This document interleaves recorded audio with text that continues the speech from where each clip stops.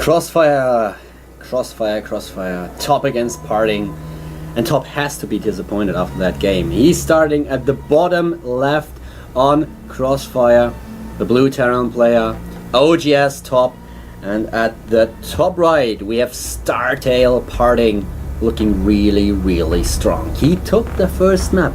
I didn't account for that, to be honest. Well, when you just look at the statistics, when you look at how well, if you just look at the names and at the statistics, then you will definitely say, okay, Top is the favorite player in that matchup and he will probably just annihilate PartinG. But PartinG didn't have any of that, nothing at all. He won the first map and he did a really good job. That was a very nice play by the Protoss player, and yeah, Top needs to pay a little bit more attention to what's happening, so this is not going to be a walk in the park as he might have expected. He definitely needs to turn up the heat, play a little bit more aggressive. I don't know, maybe try to squeeze in the additional EMP, or that nuke player was kind of nice. Maybe a little bit too fancy, maybe trying to get a little bit too cute, but still, Top definitely knows what he's up against now. He knows that PartinG is not the pushover that he may have thought him to be. So let's have a look how he's going to play on this map on Crossfire.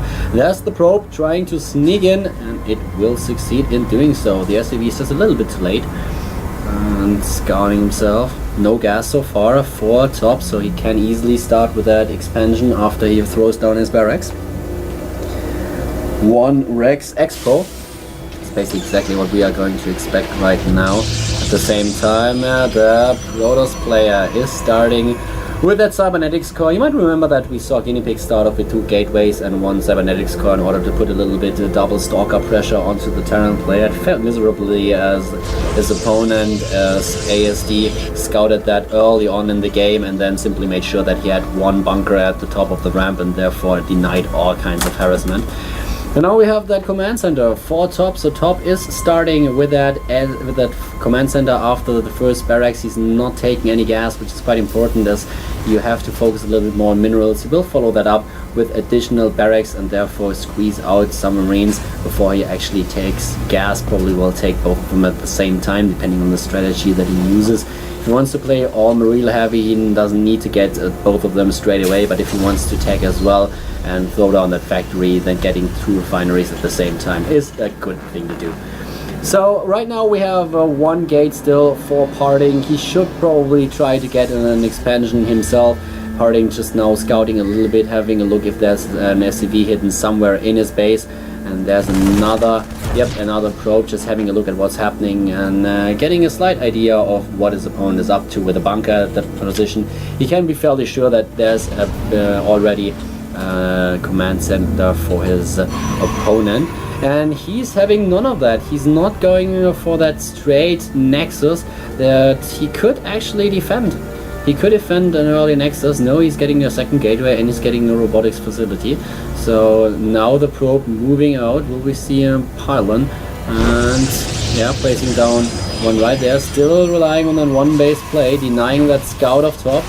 And Top is already aware, okay, there's no second base for my opponent, there's nothing here, so what exactly is he up to? I shouldn't play all too greedy, might want to build a second bunker, might want to turn it down a notch in terms of focusing too much on my economy.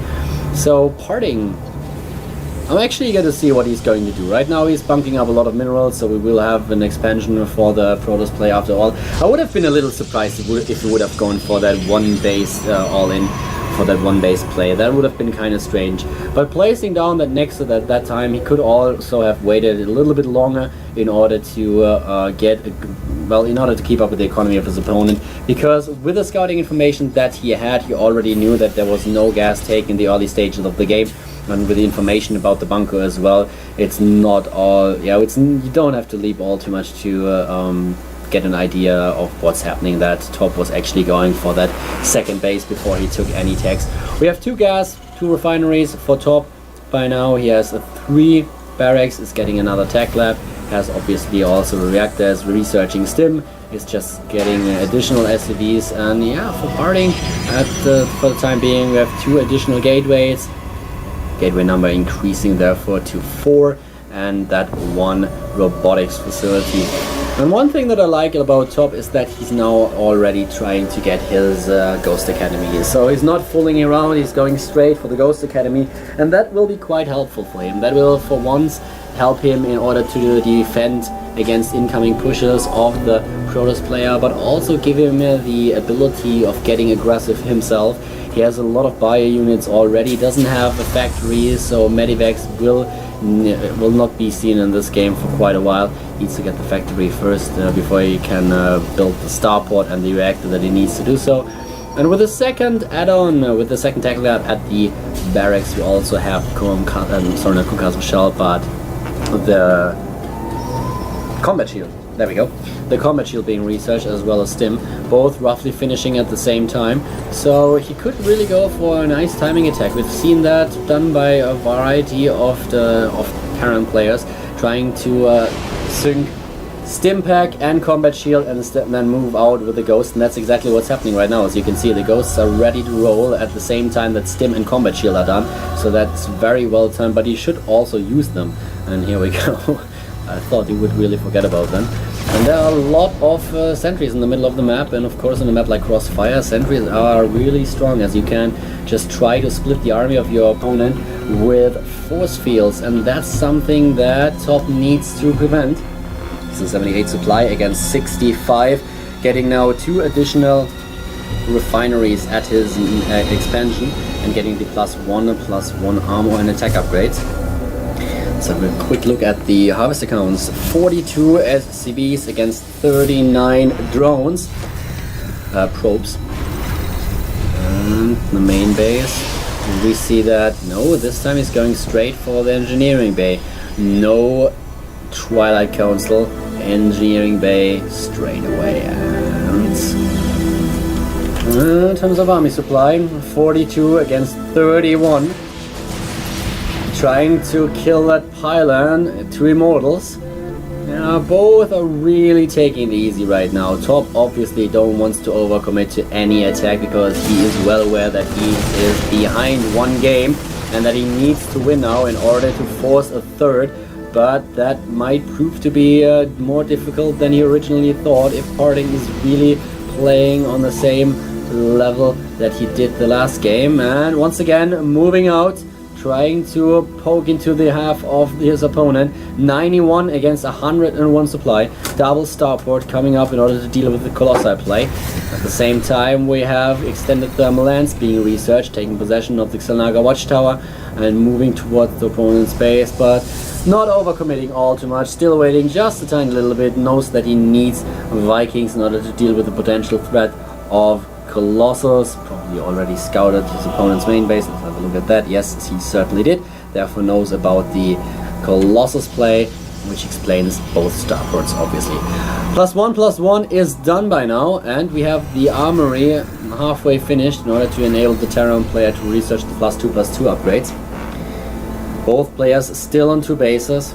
Additional gateways being built for PartinG.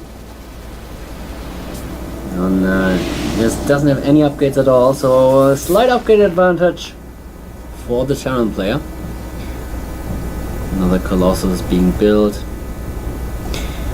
Okay, so 72 army supply against 57.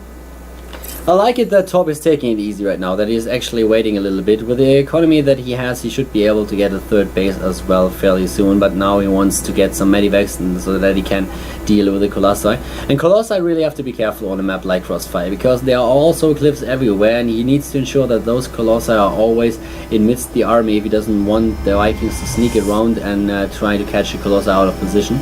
At the same time, we have the 3rd base being built for PartinG, and at exactly the same time going for the Twilight Council as well. That's something you will see a lot of Protoss players do. As soon as they start their 3rd base, they are going to open up a new tech tree that will enable them to put a little bit more variety into the army mix, and this is probably going to be another Templar archive for PartinG, but of course he can also get Blink. He doesn't play all that Zealot heavy. You remember on the last map on Battleship Beach we had a lot of Zealots for the Protoss player with charge, doing quite a nice amount of damage. So far in this game he's played rather passive and is now 20 supply behind. He's on 131 against 155. So there's that. Yep, there's immediately that one Templar archive that we talked about. +2/+2, by the way, being researched for the Terran player. And still, top, taking it rather easy. We have a lot of observers, well, 2 observers, and that's kind of a lot on the map. And 2 ghosts. Still those 2 ghosts that he built in the beginning of the game. 140 supply against 170. And yeah, there's one pylon being built behind the mineral line. And one SCV in order to build an expansion, but so far, nope, so far, here we go. The probe scouted the SCV and therefore it attacks it immediately, so there's no way that the SCV can actually throw down that expo. But Top is doing it anyways. Oh, needs to be careful about that. Hero SCV taking the first kill. PartinG is already mining from his 4th base. He has a decent economy right now, that's looking pretty good. And how many Marauders? 26 Marauders, 34 Marines. Only 2 Ghosts, which is not all that much. 10 Vikings on the other hand. Here we go, +2/+2 will be done in a second. That won't last too long, so... Yep, Top is still ahead. Will he be able to take that right now, right here? +2 armor is not done for the Protoss player yet. There's some Marines at the top trying to kill that base, but at the same time there's a huge fight going on, and of course all those Vikings are targeting down the Colossi. There are not too many storms going on. Very nice EMP, only 1 storm hitting the army of the Terran player, and jeez, look at that! The Marine Marauder combination annihilating everything in its path. And yep, PartinG is losing that game. Top winning quite convincingly, taking the 2nd map. Wow, that was quick.